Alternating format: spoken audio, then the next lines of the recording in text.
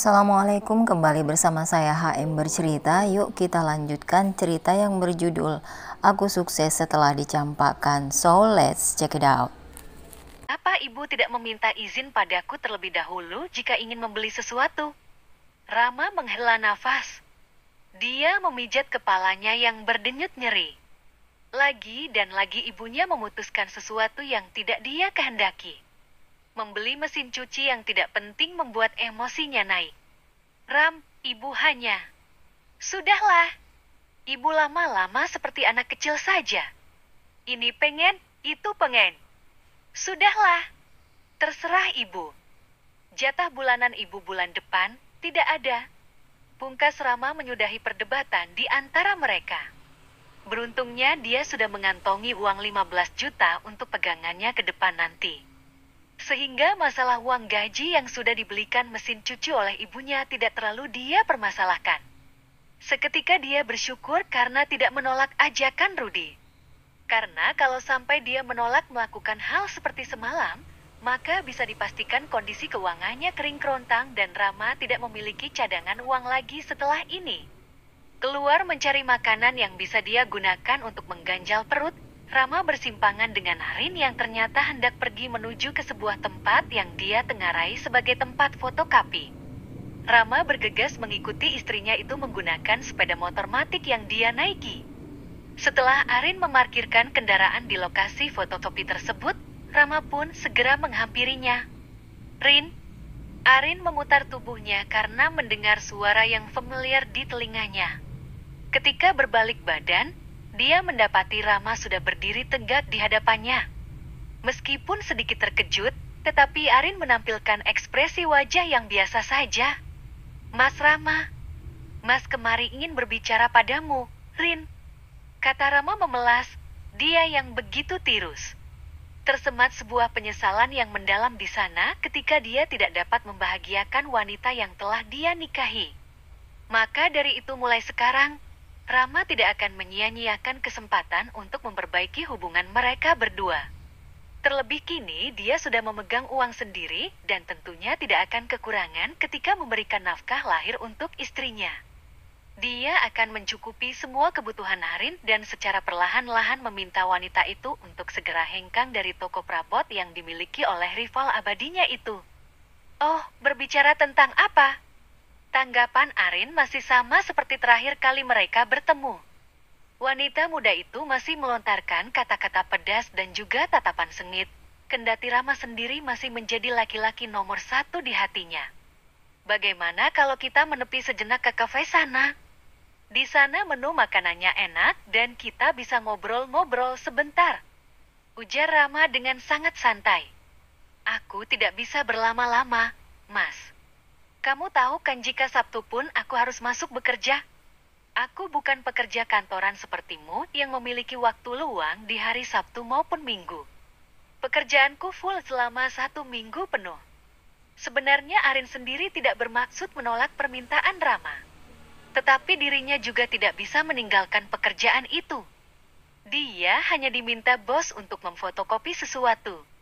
Maka dari itu dia tidak bisa menolaknya, kan? "Ya sudah kalau kamu tidak ingin berbicara padaku di sana. Sebenarnya aku ingin memberikan ini padamu." Rama pun memaklumi sikap Arin yang masih terkesan dingin padanya. Sehingga dia yang awalnya ingin menunda memberikan uang tersebut ketika mereka berdua sampai di kafe terdekat sini, kemudian memberikan hak untuk istrinya di sana saja yang baru saja dia keluarkan dari kantong celana. Ketika sebuah amplop coklat berbentuk persegi panjang kecil disodorkan padanya, Arin melipat keningnya dalam-dalam. "Apa ini, Mas?" Arin tentu saja terkejut dan kedua bola matanya pun membola manakala menerka-nerka isi yang ada di amplop coklat itu. "Uang yang seharusnya aku berikan padamu. Terimalah, maafkan aku karena tidak bisa adil padamu." "Ya sudah kalau kamu memang sibuk, aku tidak ingin mengganggumu. Aku harap kita bisa memperbaiki hubungan kembali dan aku tunggu malam nanti kamu di rumah kontrakan kita. Kalau begitu Mas pamit pulang dulu dan menunggumu di sana. Jangan lupa beli pakaian yang bagus dan berdandanlah yang cantik. Pinta Rama senyum melengkung di kedua sudut bibir yang menghiasi wajahnya. Rama segera mengucap salam dan berlalu dari sana, meninggalkan istrinya yang masih mematung di tempat tersebut. Arin yang sejak tadi termenung, pun segera menyimpan uang yang dia terima tadi ke dalam tas selempang miliknya. Ketika dia selesai memfotokopi sesuatu dan kembali ke toko perabot di mana tempat dia bekerja, Arin segera menuju loker untuk menyimpan tasnya kembali. Pandangannya pun juga fokus kepada amplop coklat yang baru saja dia lirik ketika mengambil ponsel. Karena rasa penasaran yang begitu menggebu, Karin pun membuka isi amplop tersebut dan terbelalaklah matanya ketika melihat nominal uang yang sangat banyak. Apa pria itu tidak sedang mengigau memberikanku uang sebanyak ini? Tanyanya setelah menghitung 50 lembar uang pecahan 100.000 yang ada di tangannya. Alih-alih senang karena diberikan uang sebanyak itu, Arin justru terfikirkan dari mana suaminya mendapatkan uang sebanyak ini, ketika semua uang gajinya sudah pasti diberikan untuk Ibu Marne dan juga adiknya, si Susi. Bab ke-18. Waktu sudah menunjukkan pukul 05.30 sore ketika Arin pulang bekerja. Pekerjaannya memang mulai pukul 08.00 hingga pukul 05.00 sore. Jadi ditambah dengan perjalanan memakan waktu hingga setengah jam. Pakaian yang dikenakannya pun sudah berganti karena Arin terbiasa membawa pakaian ganti. Mulai dari salat dan juga mandi dia lakukan di toko perabot tadi, bergantian dengan teman-temannya. Sehingga ketika dirinya pulang, dirinya sudah lebih fresh. Arin memang sengaja pulang ke rumah kontrakannya sesuai dengan kesepakatannya bersama sang suami tadi. Ketika dia memberikan salam, Rama tiba-tiba terperanjat dari tempat duduknya manakala laki-laki itu ternyata tertidur di kursi depan rumah. Waalaikumsalam. Kamu sudah pulang, Rin? Rama menyodorkan telapak tangannya seperti biasa.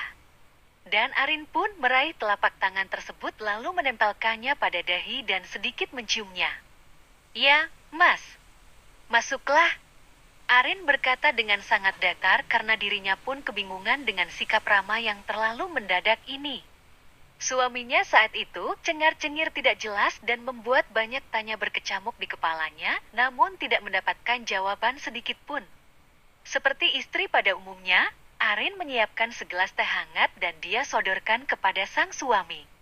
Setelah mereka duduk di ruang tamu yang menyatu dengan ruang keluarga tersebut selama setengah jam lamanya dan tidak terdapat pembicaraan apapun, Arin mulai membuka percakapan.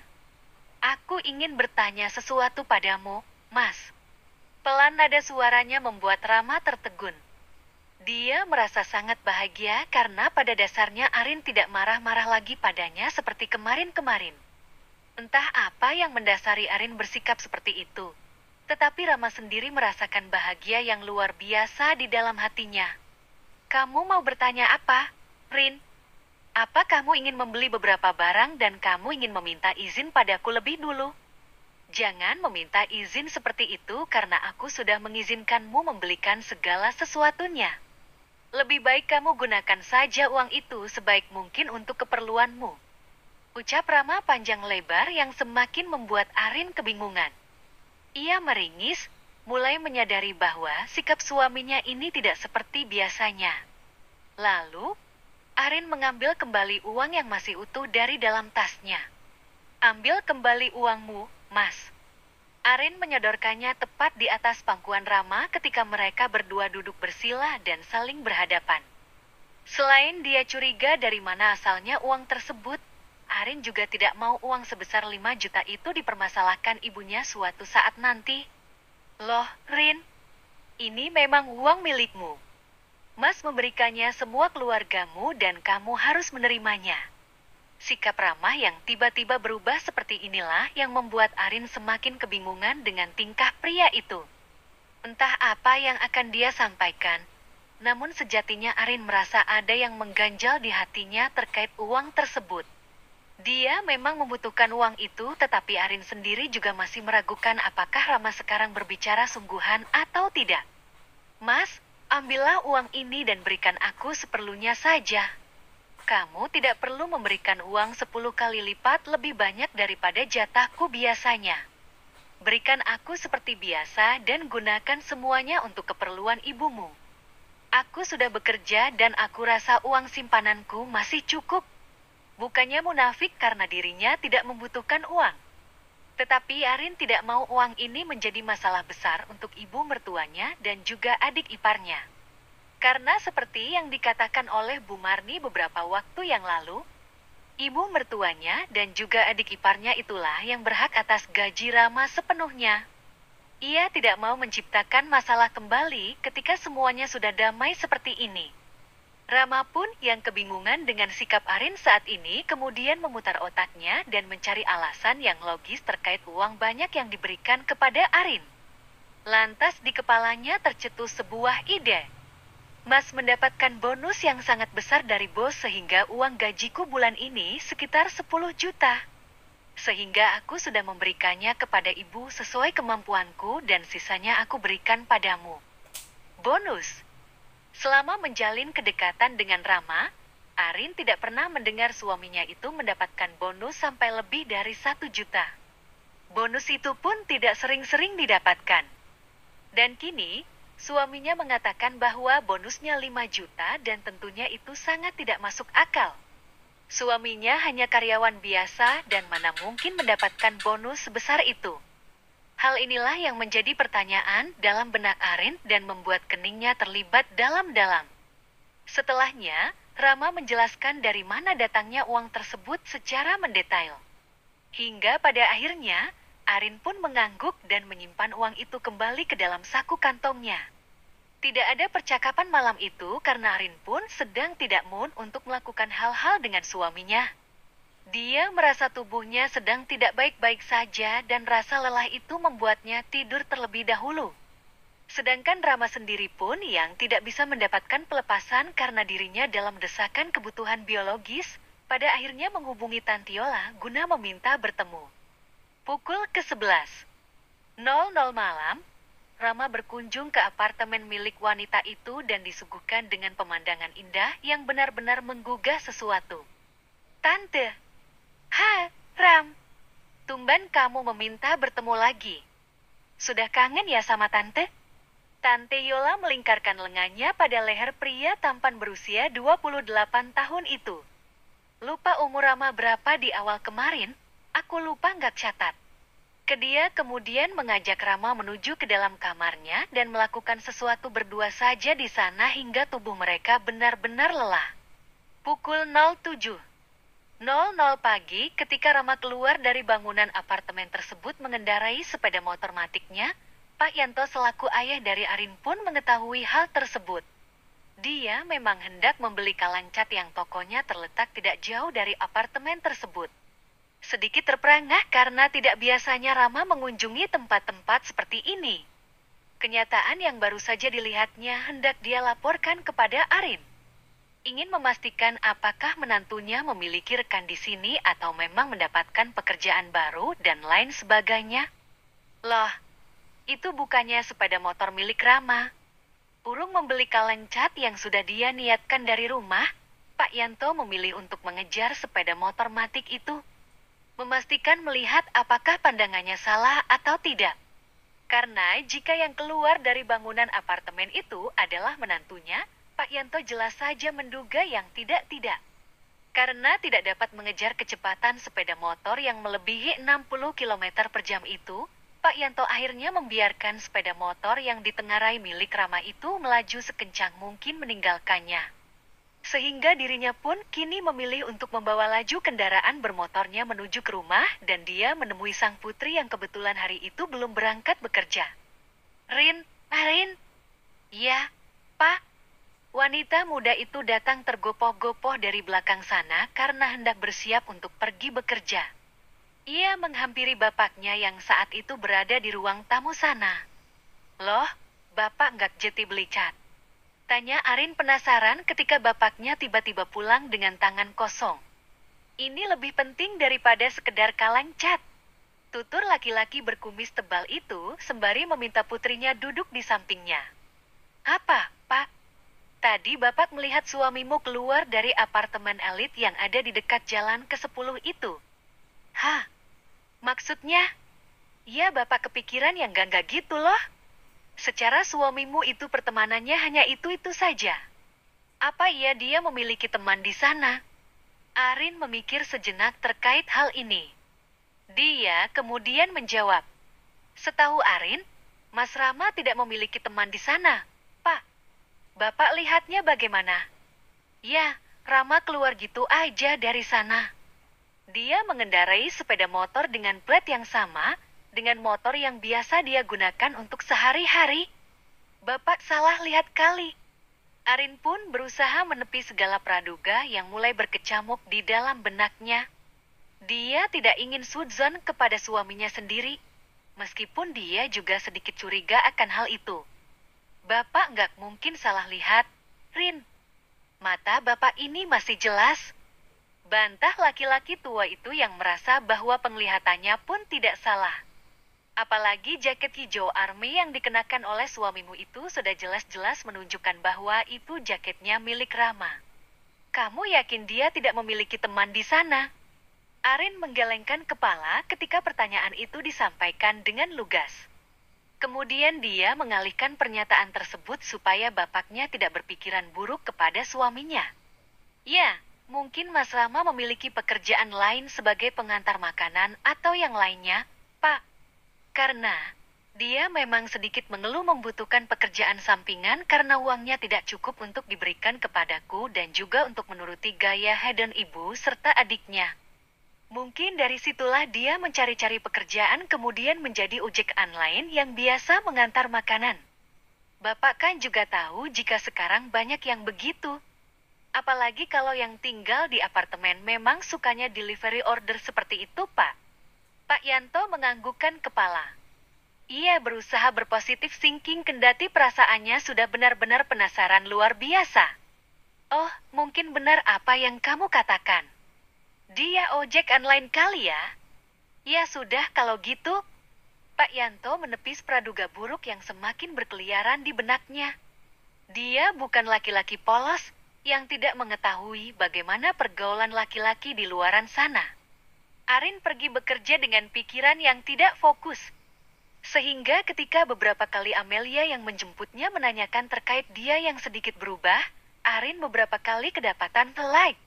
Hei, bego. Ngapain sih lo dari tadi cuma bengong aja? Ya, Mel. Nggak tahu nih, gue banyak pikiran. Banyak yang dipikirkan oleh Arin saat ini. Novelnya pun memang melejit dan hari ini sudah tembus ke 50. 000 tayangan. Tetapi di sela-sela rasa bahagia itu, kecurigaan bapaknya tentang Rama tadi membuatnya berpikir dua kali. Tentang apa memangnya? Apa lo udah mendapatkan banyak viewers seperti yang lo tunjukin pada kita-kita seperti kemarin? Terus kamu dapat komentar yang gak baik dari mereka. Itu yang membuat kamu kepikiran. Arin kembali menggelengkan kepalanya.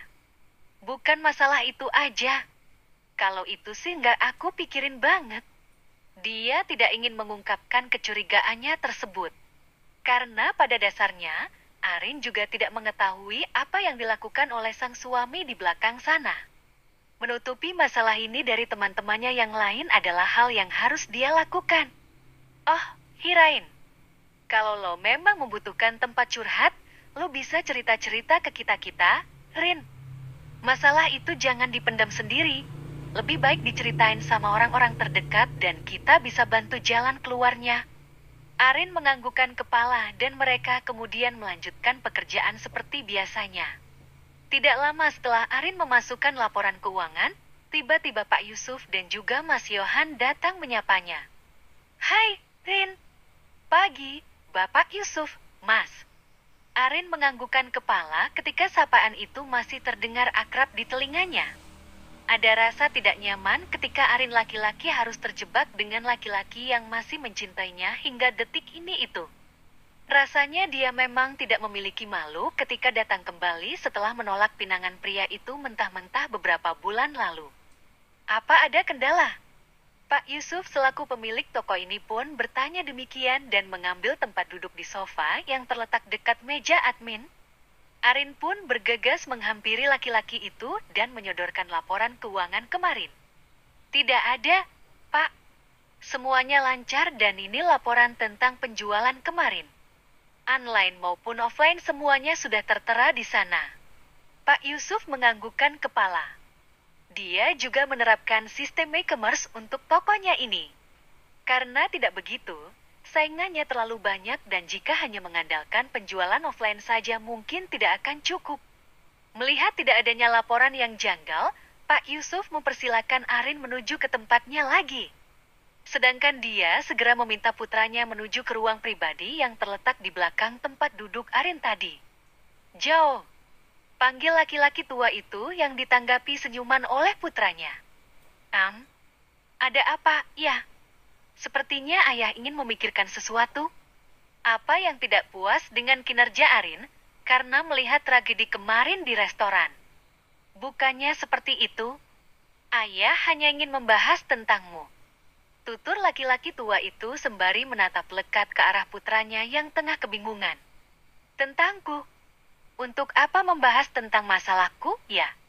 Johan duduk di sebelah ayahnya dan mengambil air mineral dari dalam kemasan itu. "Tatapanmu kepada Arin masih sama seperti dahulu. Tundukkan pandanganmu karena dia bukan milikmu lagi. Nah, adalah jika Arin saat ini bukan wanita lajang seperti dulu. Kamu tidak perlu menampilkan raut kesukaanmu padanya karena itu akan membuat dia besar kepala." Nasihat pria tua itu lagi yang ditanggapi dengan wajah sendu oleh Johan. "Jika Arin tidak dimiliki oleh laki-laki itu, apakah aku bisa berjuang untuk mendapatkannya lagi, ya?" "Johan, mengapa kamu berpikiran seperti itu?" Pak Yusuf membentak ucapan putranya yang terlalu mengada-ngada. Dia paling tidak suka ada orang yang mendahului takdir. Terlebih ucapan putranya itu dengan gamblang menyebutkan bahwa Johan bersiap menjadi orang ketiga di rumah tangga karyawannya. Desas-desus yang ku dengar dari teman-temannya, Arin sebentar lagi ingin berpisah dengan suaminya. Lanjut Johan lagi yang semakin membuat Pak Yusuf naik pitam.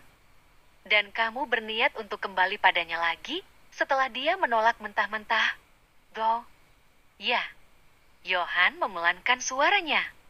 Dia berusaha membujuk sang ayah supaya menyetujui usulannya tersebut. Ayah sudah menurunkan kegoyahan ayah untuk menerima dia di sini. Tetapi bukan berarti kamu bisa bebas mendekatinya, Joe. Apa tanggapan orang-orang jika kamu mendekati dia setelah dia bercerai, Joe? Keluarga kita juga yang akan malu karena namamu pasti akan diseret dalam daftar orang ketiga di pernikahan Arin dan suaminya itu. Jangan main-main dengan masalah ini, Joe. Kamu tahu sendiri, jika pandangan orang ketiga masih sangat buruk, kamu akan dicap menjadi orang yang buruk karena tiba-tiba datang setelah mereka berpisah. Kata Pak Yusuf lagi yang membuat Johan menghela nafas panjang penuh beban. Aku akan mendekatinya secara perlahan-lahan, ya. Tidak setelah dia bercerai, tetapi beberapa waktu kemudian. Apa tidak ada wanita lain yang bisa kamu jadikan istri? Mengapa kamu harus mencari lagi wanita yang jelas-jelas dulu membuangmu dengan tidak baik? Dengkus Pak Yusuf lagi. Arin tidak membuangku, ya. Aku telat mengungkapkan perasaan karena dia ternyata sudah menjalin kedekatan dengan suaminya yang sekarang. Memang di luar sana banyak wanita yang bisa aku jadikan istri. Tidak ada yang seperti Arin, ya. Kata Joe yang sudah dibutakan dengan cinta. Terserah kamu saja kalau begitu. Semua keputusan ayah serahkan padamu. Tetapi untuk saat ini, ayah tidak setuju dengan Arin. Kamu bisa berusaha untuk mencari wanita lain lebih dulu dan memantapkan hatimu kepada salah satu dari mereka. Jangan sampai ketika kamu menikah nanti berujung dengan kegagalan. Joe, keluarga kita juga yang akan malu. Sekarang semuanya terserah padamu saja. Tetapi jika menurut ayah, lebih baik kamu menjauhi dia terlebih dahulu. Karena jika dia memang jodohmu, kalian akan dipertemukan dalam ikatan suci suatu saat nanti.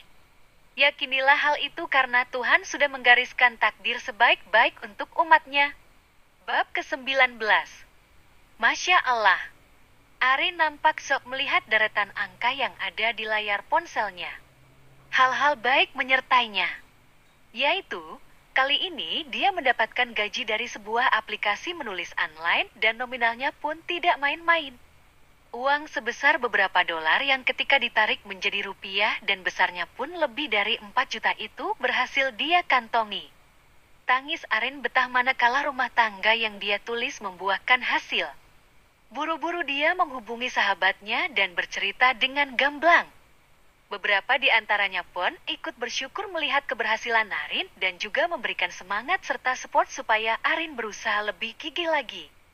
Arin menyimpan kesenangannya itu di dalam hatinya sendiri.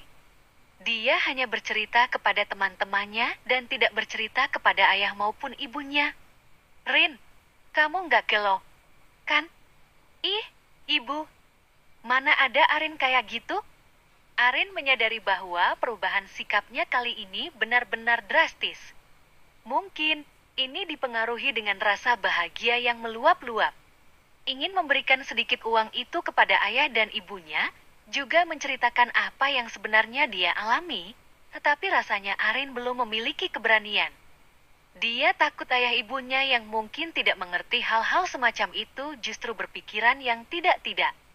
"Lalu bagaimana hubunganmu dengan Rama?" "Masih gitu-gitu aja, Pak. Belum ada perkembangan apapun." Arin memasang wajah sendu. Ingin menceritakan mengenai Rama yang tiba-tiba memberikannya uang sebesar 5 juta. Tetapi dia ragu juga bapaknya berpikiran yang tidak-tidak. Sebenarnya, dia juga sedikit curiga dengan apa yang dilakukan Rama di luaran sana. Tetapi dia tidak berani mengungkapkan hal itu mengingat bukti-bukti belum ada di tangan Arin. Hingga hal itulah yang memicu Arin menutup mulutnya rapat-rapat dan ingin mencari tahu segala sesuatunya terlebih dahulu. Beberapa hari kemudian, Arin dan Rama terlihat baik-baik saja dari luarnya. Keduanya pun makan bersama dan juga tinggal di rumah yang sama. Namun tidak melakukan aktivitas layaknya suami istri seperti pada umumnya. Bertegur sapa secukupnya dan tidak melakukan hal-hal lain. Bahkan, Rama pun tidak meminta haknya sebagai seorang suami selama beberapa hari ini sehingga membuat Arin menghela nafas lega. Ketika malam, Arin pun melihat Rama tiba-tiba keluar dari kamar dan senyum sendirian di ruang tamu. Rama juga seringkali kedapatan membalas chat seseorang dengan diam-diam. Dan malam ini ketika Rama menyuruhnya tidur, Arin melakukan hal yang diperintahkan oleh suaminya tersebut. Selang beberapa saat setelah dia berpura-pura tidur, ternyata suaminya tiba-tiba menyelinap keluar. Menyadari Rama tiba-tiba menyelinap keluar dari rumah mereka dan entah menuju kemana, buru-buru mengejarnya. "Aduh, kemana sih Mas Rama pergi? Akhir-akhir ini dia terlalu mencurigakan. Seringkali chat hingga tengah malam dan juga cekikikan sendirian seperti Mbak Kunti. Apa dia sedang berkirim pesan dengan wanita lain? Kalaupun memang iya, aku juga tidak masalah. Tetapi setidaknya kecurigaanku ini memiliki jawaban. Dan jika dia melakukan itu, maka aku tidak akan tergantikan untuk segera menggugat cerai dirinya dengan bukti yang ada." Tuturnya dalam hati. Terakhir kali laki-laki itu beralasan, ibunya sakit dan Arin pun memaklumi. Namun kali ini, Rama tiba-tiba saja dihubungi oleh seorang wanita dengan suara yang tidak mirip seperti ibu mertuanya. Ia mendengar sendiri jika Rama juga menyebutkan kata sayang sehingga menimbulkan banyak curiga di benaknya. Hal itulah yang membuat keraguan di benak Arin semakin mengakar kuat. Hingga 1 minggu setelah pengintaian dan mengeluarkan uang banyak untuk membuntuti suaminya itu melalui ojek online, Arin mendapatkan fakta yang cukup mencengangkan. "Apa, Pak? Mas Rama sudah resign dari kantor ini? Mengapa begitu?" Arin tiba di sebuah kantor besar yang menjadi tempat suaminya bekerja. Ojek online yang dia tugaskan untuk membuntuti suaminya mengatakan bahwa Rama sudah tidak bekerja di kantor itu selama 3 hari belakangan dan tentu saja dirinya curiga. Arin lantas menemui beberapa staf yang ada di kantor tersebut untuk meminta klarifikasi terkait hal ini. "Benar, Mbak. Rama sudah mengundurkan diri sejak 3 hari yang lalu." Katanya dia mendapatkan pekerjaan yang lebih bagus dan gajinya lumayan banyak dari gaji di kantor ini. Arin pun hanya bisa menghela nafas pasrah dan meninggalkan tempat tersebut dengan kecamuk yang luar biasa. Tidak ada pekerjaan yang mudah dan gajinya lebih besar daripada apa yang Rama sampaikan. Terlebih, ojek online kemarin mengatakan bahwa Rama sedang belajar mengendarai mobil. Bukankah itu terlihat sangat aneh? Untuk apa belajar mobil jika Rama sendiri tidak memiliki kendaraan roda 4? Atau Rama ingin belajar menjadi sopir taksi online? Di saat Arin kebingungan dengan praduganya, tiba-tiba ojek online yang dia bayar untuk mengikuti kemana suaminya pergi hari ini pun mengatakan bahwa Rama menjemput seorang wanita. Dan dia pun bergegas ke sana untuk mengetahui apa yang sebenarnya terjadi. Mas nggak salahkan kalau suami saya masuk ke dalam hotel ini? Arin tampak meneliti hotel tersebut yang bukan merupakan hotel biasa. Itu adalah hotel bintang 5 yang cukup terkenal di kota ini dengan harga sewa per malamnya yang tidak main-main. Tentu saja tidak, Mbak. Kemarin suaminya Mbak memang menuju ke sebuah apartemen elit yang ada di pusat kota bersama seorang wanita. Tapi kali ini, dia menuju ke sini dan juga dengan wanita yang sama. Gemuruh di dalam dada Arin tidak dapat ditahan. Dia segera bergegas memberikan upah kepada ojek online tersebut supaya segera meninggalkan tempat ini. Arin pun masuk ke dalam sana dan bertanya apakah ada laki-laki yang menginap di sini bersama seorang wanita dengan menunjukkan semua ciri-ciri itu. Namun, sayang beribu sayang karena yang Arin dapatkan bukanlah jawaban yang dia inginkan. Maaf, Mbak. Kami tidak bisa memberikan informasi terkait pelanggan kami karena itu adalah hal privasi yang sudah menjadi kebijakan di hotel ini. Jika Anda mencurigai suami Anda masuk ke dalam sini, tolong tunjukkan bukti akuratnya. Misalnya buku nikah kalian berdua dan juga KTP. Arin yang datang tanpa persiapan seolah-olah dipukul mundur oleh pernyataan yang disampaikan oleh resepsionis hotel ini. Meskipun dia memaksa dan juga menggosokkan telapak tangannya seraya memohon-mohon supaya dia dapat bertemu dengan sang suami, tetapi pihak hotel pun hanya kekeh dan tidak mau menuruti permintaannya. Kini, Arin melangkah guntai meninggalkan tempat tersebut dan ingin memantau dari kejauhan saja. 1 jam, 2 jam sampai 3 jam lepas, tidak ada tanda-tanda Ramain keluar dari hotel tersebut. Arin semakin curiga saja jika Rama berbuat yang tidak di luaran sana bersama wanita lain. Karena sekarang yang marak adalah menjadi sugar baby dari tante-tante kaya. Terlebih ketika foto yang ditunjukkan oleh ojek online tersebut yang dikirimkan ke ponselnya, jelas menunjukkan bahwa wanita yang dibonceng Rama adalah sosok wanita berusia di atas mereka. Lelah menunggu tanpa kepastian, Arin bersiap beranjak dari sana. Ia tidak bisa terus-menerus berada di sini selama berjam-jam hanya menunggu suaminya keluar dari hotel tersebut. Karena dirinya pun juga tidak mengetahui sampai kapan Rama berada di sana. Namun ketika Arin hendak pergi, mobil yang disebutkan ciri-cirinya oleh ojek online yang membuntuti Rama sejak kemarin keluar dari hotel tersebut dan Rama sendiri terlihat tampak mengendarai mobil mewah itu. Dugaanku tidak benar, kan? Arin merasakan jantungnya berdebar. Kendati dia ingin berpisah dari suaminya, tetapi tetap saja yang dilakukan Rama adalah sebuah pengkhianatan. Pak, ikuti mobil itu. Arin menyetop taksi, dia hari ini memang sengaja meminta izin pada Yohan supaya dapat mengintai suaminya yang kemungkinan besar berbuat serong dengan wanita itu. 40 menit berkendara. Arin terkejut ketika Rama memasuki unit apartemen yang disebutkan oleh orang yang memantau pergerakan suaminya kemarin. Jadi dia kesini lagi. Kalau dia bekerja sebagai sopir taksi online, tidak mungkin kan dia menunggu kustomernya sampai berjam-jam dan mengantarkan kustomernya menuju ke tempat yang sama? Arin seketika membuang nafas kasar dan dugaannya semakin menguat. Dia remas jari-jari di tangannya hingga membentuk kepalan kuat. Karena tidak tahan dengan peradukannya sendiri, Arin bergegas menghampiri suaminya di unit apartemen tersebut dan kebetulan mereka bertemu di lobi. Pemandangan ketika Rama digandeng mesra oleh wanita berambut pirang tersebut membuat dadanya bergemuruh. Oh, jadi ini yang kalian lakukan di belakangku? Arin. Rama sempat terkejut melihat kedatangan istrinya yang tiba-tiba sudah berada di depan mata. Dia buru-buru melepaskan cengkraman kuat dari wanita yang ada di sampingnya ini supaya tidak dikurige oleh sang istri. Ketika Rama hendak menghampirinya dengan tergesa-gesa, Arin segera menginterupsi. Stop! Diam di sana dan jangan lakukan apapun. Aku sudah mengetahui segalanya, kata Arin lagi.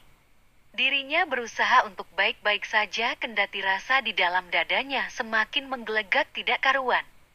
Rin, aku bisa menjelaskan semuanya padamu, kata Rama. Dirinya benar-benar panik ketika dihadapan dengan situasi yang menegangkan seperti ini. Kendati dirinya sendiri lebih nyaman ketika berhubungan dengan Mami Yola ketimbang dengan istrinya sendiri. Tetapi ada sedikit rasa bersalah yang tiba-tiba menyergap di dalam dadanya dan membuatnya ingin mengakhiri perbuatan buruk yang dia lakukan. Jadi kamu keluar dari pekerjaanmu yang semula hanya demi menjadi simpanan seorang tante-tante. Emosi menghantam pikiran Arin karena ucapan suaminya itu yang terlalu mengada-ngada. Jelas-jelas kenyataan yang dibentangkan di hadapannya adalah hal yang sesungguhnya. Lalu, untuk apa pria itu ingin menjelaskannya lagi? Sedangkan seorang wanita yang berada di samping suaminya itu tampak tidak terima dengan tuduhan yang dilontarkan oleh wanita di hadapannya itu.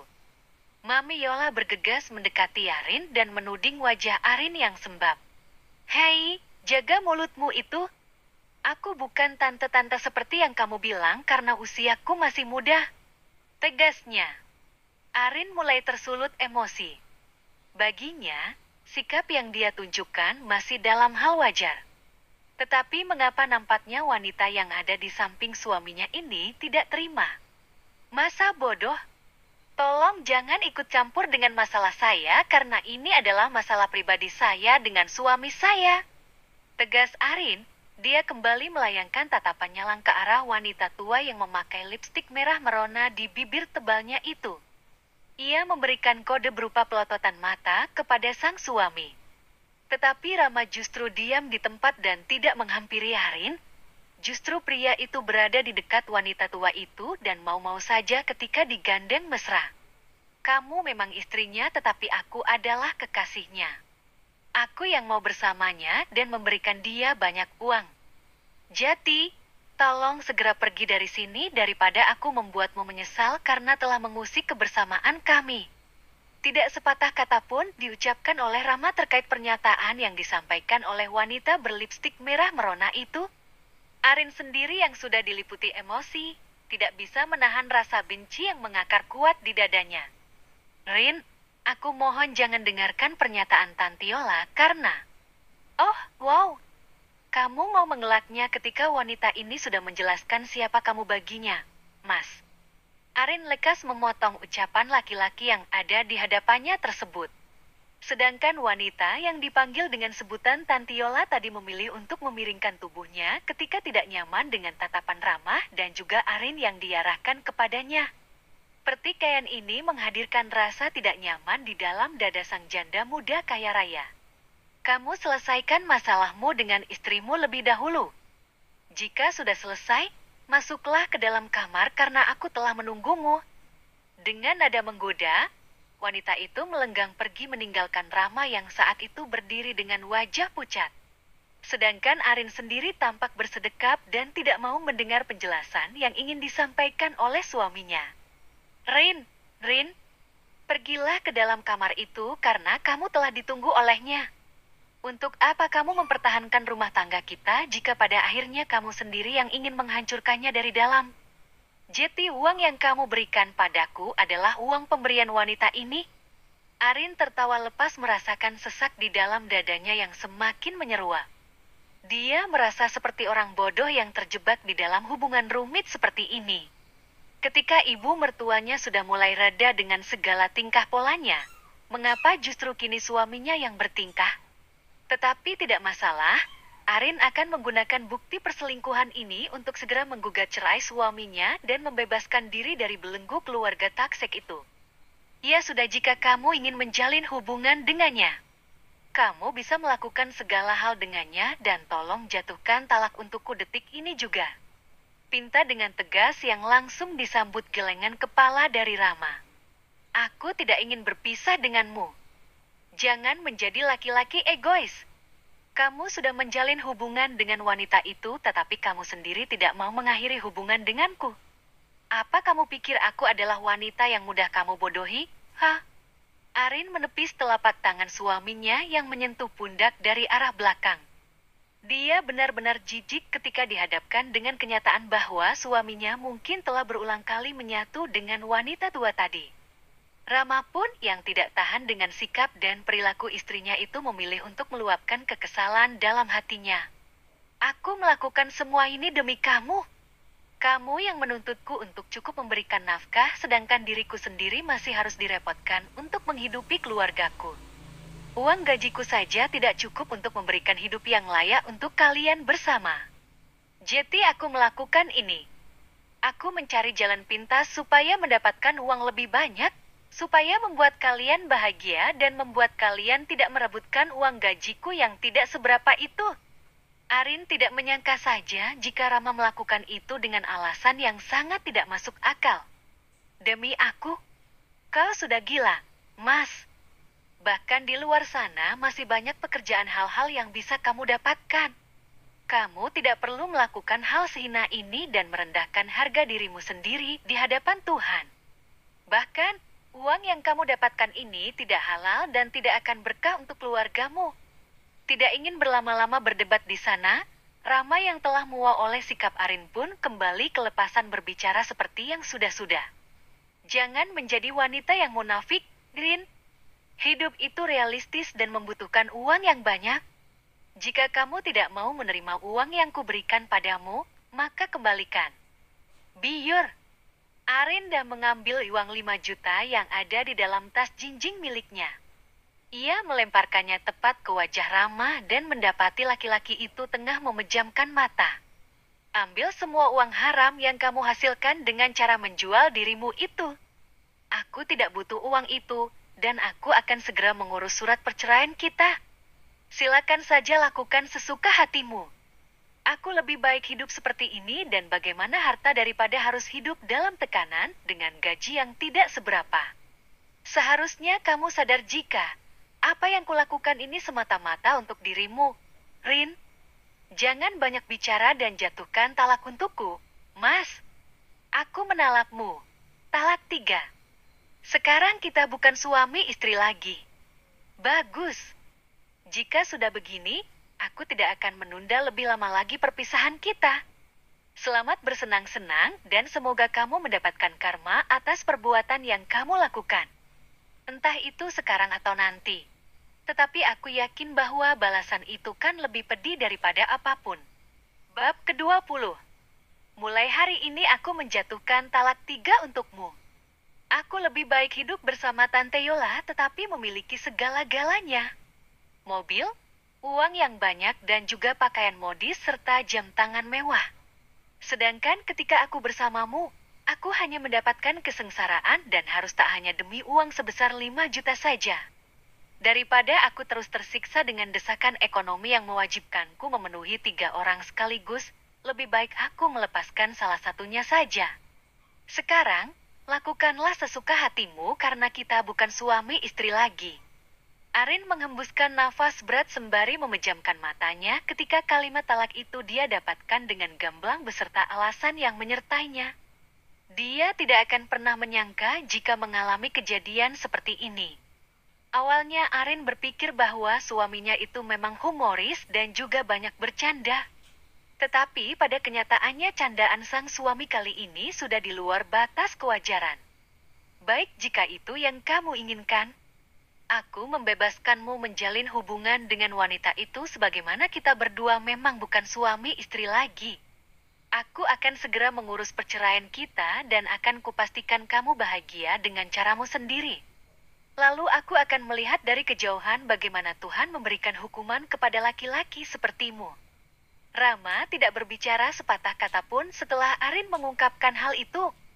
Pria itu justru bergegas meninggalkan Arin yang masih berdiam diri di lobi apartemen dan perdebatan mereka ternyata disaksikan orang banyak.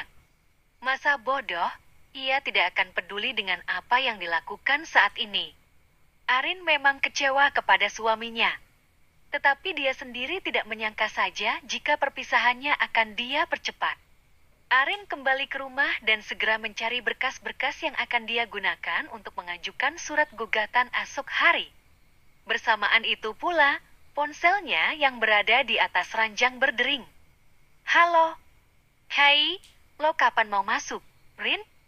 Pak Yusuf sepertinya ngomel-ngomel terus karena kamu beberapa hari ini izin dengan alasan yang tidak jelas. Tahu.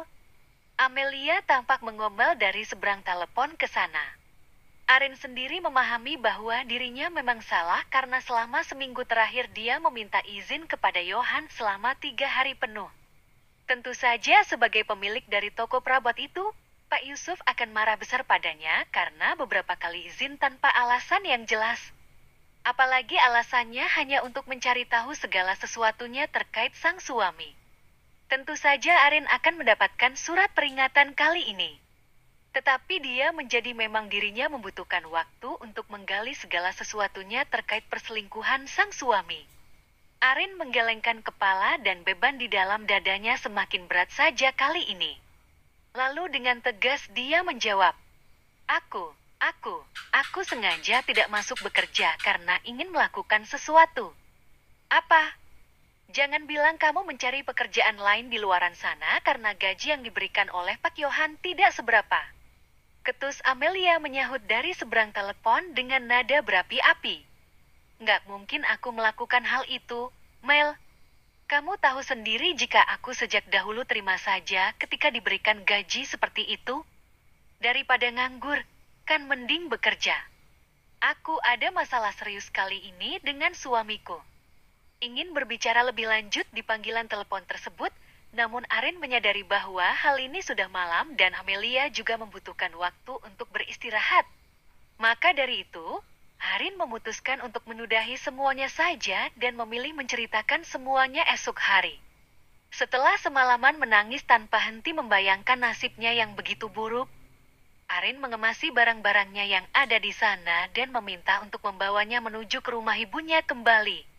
Arin menyewa motor dengan kapasitas besar yang bisa mengangkut benda-benda berharga dari rumah kontrakan tersebut. Arin berniat untuk pindah dari sini dan ikut tinggal bersama sang orang tua. Sesampainya barang-barang itu selesai dikemas, Arin segera menaiki motor besar dengan merek Tosa itu kemudian segera menuju ke rumah ibunya. Bu, panggil Arin bersikap baik-baik saja ketika melihat wanita yang telah melahirkannya itu menyambutnya di depan rumah. Ada yang bergejolak di dalam dada saat matanya dan manik mata ibunya saling beradu. Sesuatu yang dia coba tahan untuk tidak meledak detik itu juga. Rin, kamu. Melihat barang-barang yang diturunkan oleh sopir motor besar itu di depan rumah, Bu Santi tampak melipat keningnya dan seketika bertanya kepada sang putri. Aku pindah ke sini selama-lamanya, Bu, apakah boleh? Meskipun jawabannya sudah tahu bahwa dirinya akan diizinkan tinggal di sini selama-lamanya, tetapi Arin meminta izin terlebih dahulu terkait kepulangannya kemari. Bu Santi menyambut dengan tawa lebar di kedua sudut bibirnya. Mengapa kamu bertanya seperti itu? Justru ibu senang sekali ketika kamu memilih untuk tinggal di sini. Karena dengan begitu, bapak dan ibu tidak akan kesepian dan ada teman mengobrol. Ya udah kalau gitu. Ayo kita masuk. Wanita itu membawa putrinya menuju ke dalam rumah. Tidak bertanya mengenai Rama karena melihat wajah Arin yang begitu sembab, membuat Bu Santi tidak tega. Dalam hatinya sudah menduga bahwa Arif memang menghadapi masalah tertentu dengan suaminya. Karena jika tidak, mana mungkin Arin memasang wajah mendung seperti itu? Kan? Waktu menunjukkan pukul 9:30. 00 malam ketika Arin selesai merapikan pakaiannya ke dalam kamar dan menatanya di lemari khusus. Ia segera menuju ke dapur karena merasa perutnya sangat lapar. Tetapi ketika melihat ruang tamu yang menyatu dengan ruang keluarga itu masih bersinar terang, Arin bergegas menghampiri orang yang berada di sana dan ikut menimbrung di tengah-tengah kedua orang tuanya. "Rin, mana Rama? Dia tidak pulang ke sini memangnya?" Pak Yanto selaku sang ayah ingin tahu bagaimana perkembangan hubungan putrinya dengan sang menantu. Karena selama beberapa hari belakangan ketika Arin tidak pulang kemari, dia mengetahui bahwa hubungan mereka beranjak membaik.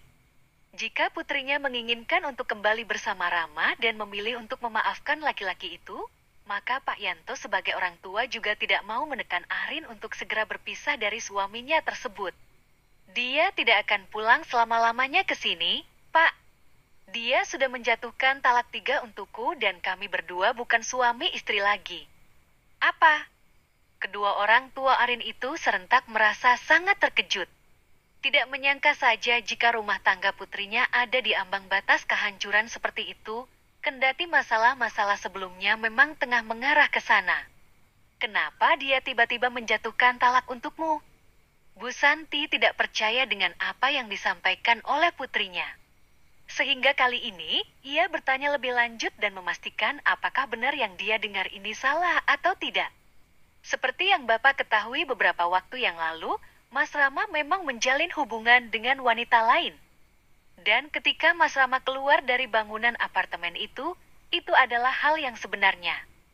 Dia memiliki simpanan di sana dan... Arin tidak melanjutkan ucapannya ketika air matanya tiba-tiba tumpah ruah membasahi pipi cantik. Ia tidak menyangka saja bahwa Rama justru mementingkan uang yang didapatkan dengan cara yang tidak halal seperti itu, daripada bekerja yang jelas-jelas barokah ke depannya. Benar-benar laki-laki yang tidak berguna.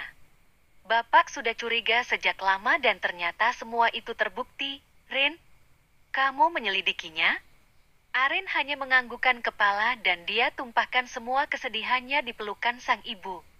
Tidak ada yang berbicara lagi setelah itu karena mereka bertiga kemudian saling memberikan support satu sama lain. "Kamu harus tetap tenang dan juga sabar. Semua ini adalah ujian rumah tangga yang harus kamu hadapi. Yakinlah jika apa yang kamu lalui saat ini adalah jalan dari Tuhan yang menunjukkan bahwa Rama bukanlah laki-laki terbaik untukmu." Dua nasihat yang diberikan oleh ayah dan juga ibunya itu Arin simpan di dalam hati sebagai pengantar tidur. Untuk mengurai keresahan di dalam dadanya dan juga rasa sakit yang semakin membelenggu jiwa, Arin kemudian menuliskan kisah pilunya itu di sebuah aplikasi dan menguploadnya ke cerita bersambung yang dia buat beberapa hari yang lalu. Arin memberikan hak kepada raganya untuk merebah dan menapaki alam mimpi. Hari ini dirinya benar-benar lelah. Bukan hanya badan saja, tetapi pikiran yang lebih semrawut daripada benang kusut. Ingin sekali menghilang dari dunia ini supaya pikirannya tidak bertambah berat. Tetapi Arin sendiri masih memiliki tujuan hidup yang pasti. Dia ingin menjadi wanita sukses dan membuktikan kepada mantan suaminya itu bahwa dia bisa berpijak di bawah kaki sendiri. Keesokan harinya ketika jam istirahat tiba, Arin berkumpul bersama teman-temannya yang lain di samping bangunan ini dan menikmati santapan siang yang mereka bawa dari rumah. Mereka bercakap-cakap sebentar dan Arin mulai menceritakan masalah yang dihadapi sejak kemarin. Beberapa tanggapan dari teman-temannya pun tampak beragam. Mereka pun mendukung Arin untuk segera berpisah dengan mantan suaminya. Bukan bermaksud membuka aib yang dilakukan oleh mantan suaminya. Tetapi Arin tidak mau stres memikirkan hal itu sendirian dan memilih untuk menceritakannya kepada sang rekan-rekan terdekat. Dia memang laki-laki yang tidak tahu diri. Makirika ketika selesai mendengarkan penjelasan yang Arin berikan.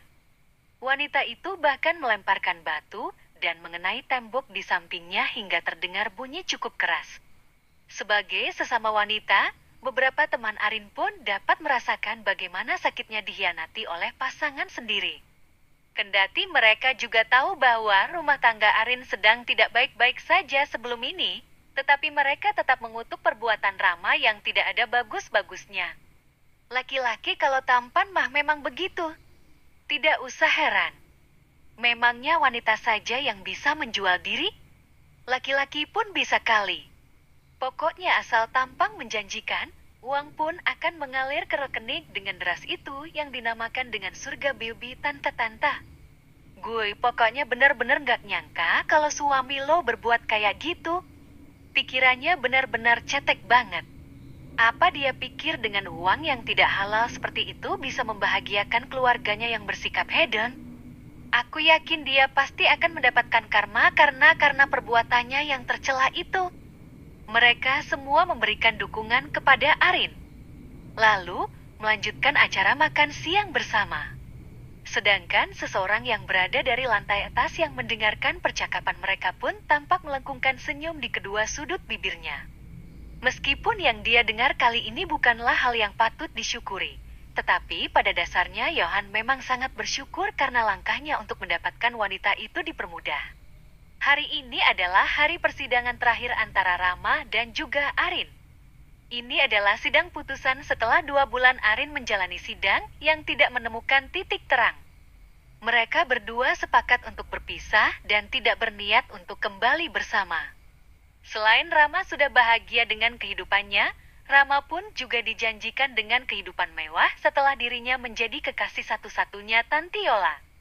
Keduanya pun hadir dalam persidangan dan mematuhi segala peraturan sidang.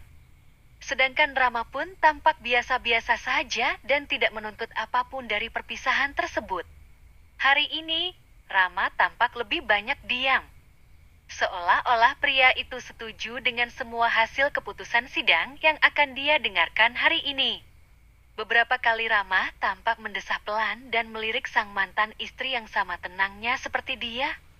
Rama sadar jika dirinya tidak akan mampu meraih cinta Arin lagi. Maka dari itu, dia memilih untuk melepaskan semuanya saja daripada keduanya tetap bersama dan tidak ada yang bahagia.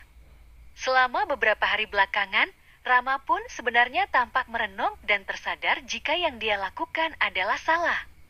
Tetapi menerima semua keputusan dari hakim adalah hal yang harus dia lakukan meski sejujurnya hatinya masih belum rela. Maafkan aku ya, Rin. Ucap Rama saat mereka telah sah bercerai. Menjabat tangan satu sama lain dan tidak ada senyum yang terukir di wajah mantan istrinya, membuat Rama menyadari bahwa luka yang dia goreskan sangatlah dalam. Untuk terakhir kali mereka saling bersentuhan satu sama lain. Tetapi, perasaan Arin tentu saja biasa-biasa saja mengingat perpisahan ini memanglah keinginannya sejak lama.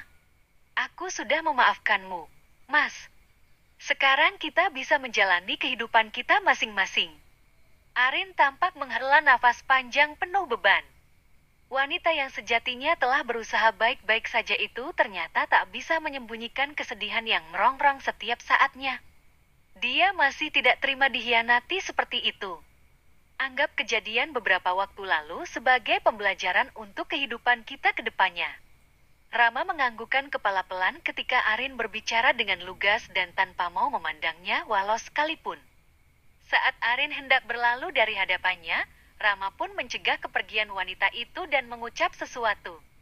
Maafkan aku jika hal ini terdengar kurang ajar.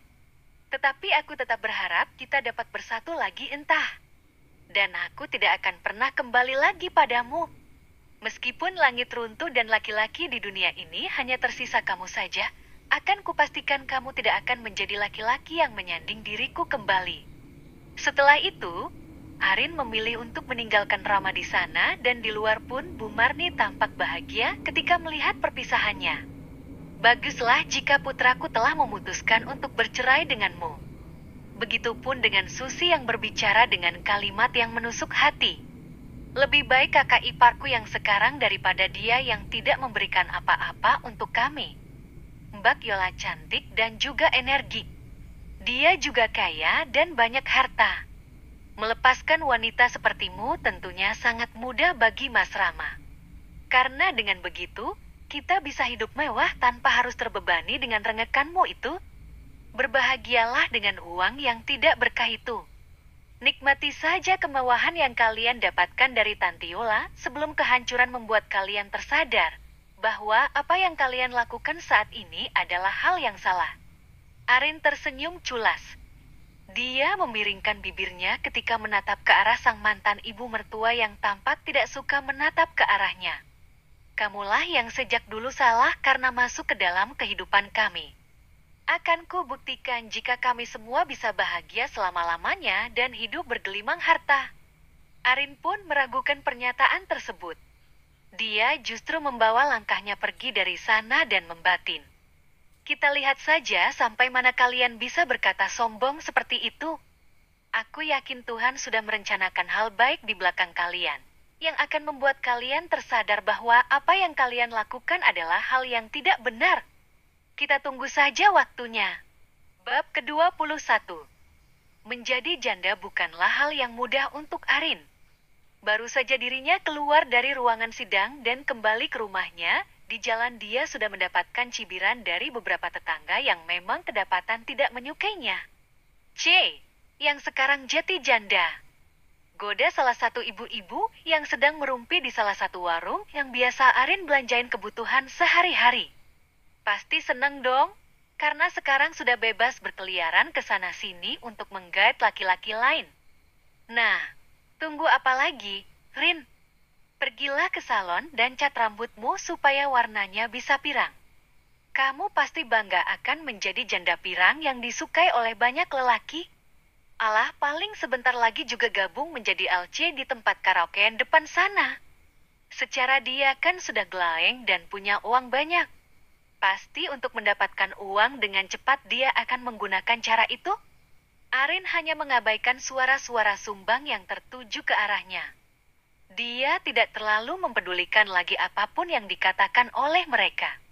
Karena pada dasarnya, Arin tidak mau menanggapi mulut-mulut mereka yang memang benar-benar pedas. Memeluk akta cerai di depan tubuhnya, Arin segera bergegas menuju ke rumahnya dan melaporkan hal tersebut kepada sang ayah. Rin, Pak Yanto tampak antusias ketika melihat kedatangan putrinya kemari. Sedangkan kakak Arin yang bernama Ratna pun juga tampak berada di sana dan juga bangnya yang bernama Satya telah berkumpul di ruang tamu. Sedangkan sang ibu tampak menyambut kedatangannya dengan cara mempersilahkan Arin duduk dan juga langsung mengunci pintu rapat-rapat. Bagaimana proses ceraimu? Nah, lancar? Beberapa orang yang ada di sana tampak menunggu jawaban dari Arin. Sedangkan wanita muda itu hanya tersenyum dan menatap beberapa orang yang ada di sana dengan perasaan lega luar biasa. Arin mengeluarkan stop map yang berisikan akta cerai miliknya ke hadapan semua orang. Nih, beres. Andaikan Mas Rama itu tidak membulat seperti kemarin, mungkin aku sudah bercerai sejak beberapa waktu yang lalu. Dan Tara, aku sudah janda. Arin mengibaskan rambutnya sembari tersenyum kecil. Ia benar-benar bahagia karena bisa lepas dari lingkungan taksek tersebut. Apa ibu mertuamu datang untuk melihat proses sidangmu? Tanya Satya sembari mengupas kacang kulit yang berada di tangannya. Laki-laki itu melirik tajam ke arah Arin dan menunggu jawaban yang pasti terkait hal tersebut. Sedangkan Ratna yang tidak sabaran pun turut menimpali. Kamu sih nggak ngebiarin kita ikut menjadi saksi bagaimana ketuk palu hakim yang memutuskan ikatan pernikahan kalian. Andaikan kamu memperbolehkan kami datang ke persidanganmu, pasti kami bisa melihat bagaimana gurat penyesalan di wajah mantan suamimu itu. Tukasnya. Sudahlah, Mbak, Mas. Semuanya sudah berlalu dan aku justru lebih senang karena kalian tidak datang. Mereka memang datang bersama dengan wanita yang kuketahui bernama Tantiola. Wanita itu hadir untuk menyaksikan proses persidangan kami. Arin kembali menyuara. Wah, si nenek lampir itu pasti senang karena dia mendapatkan menantu yang kaya raya. Cibir Ratna sembari memutar bola mata malas. Dia memang tidak mengetahui bagaimana Arin dan juga Rama bisa sampai bercerai seperti itu. Tetapi setelah ibunya bercerita panjang lebar barulah dia mengerti bahwa kehidupan rumah tangga adiknya itu tidak baik-baik saja. Kita lihat saja ke depannya, Mbak. Mendapatkan laki-laki Mokondo modelan Mas Rama itu pasti si Tantiola juga tidak tahan. Kita lihat saja sampai kapan wanita bernama Yola itu mempertahankan Mas Rama dan juga keluarganya di sisi mereka. Semua bisa saja berubah, Mbak. Wanita seperti itu pasti cenderung sangat bosan dengan satu pria. Mungkin saja, Mas Rama bukanlah satu-satunya laki-laki yang menjadi simpanannya. Terjadi gelak tawa di sana dan Arin pun larut dalam kebahagiaan karena dirinya berhasil lepas dari belenggu laki-laki menjijikan tersebut. Keesokan harinya, Arin berangkat bekerja seperti biasanya. Gaji yang dia peroleh dari menulis cerita bersambung online di beberapa aplikasi pun, dia dapatkan dengan nominal yang tidak sedikit. Ia saat ini sudah mempunyai sepeda motor matic impiannya sendiri berwarna merah. Ia sangat bangga karena berhasil membeli benda tersebut yang bisa menunjang pekerjaannya. Orang tuanya pun sudah dia beritahu mengenai dirinya yang menjadi penulis di beberapa platform online. Bahkan kedua kakaknya pun sudah mengetahui hal ini dan mereka pun bersyukur karena Arin pada akhirnya menjadi wanita sukses tanpa harus bekerja keras menghinakan diri.